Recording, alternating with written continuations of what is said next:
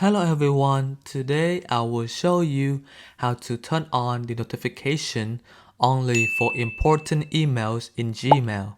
If you find this useful, then please leave a like and subscribe.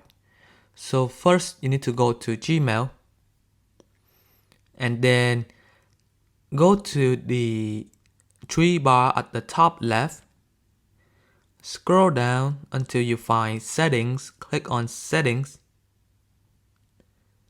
and then click on the email notification.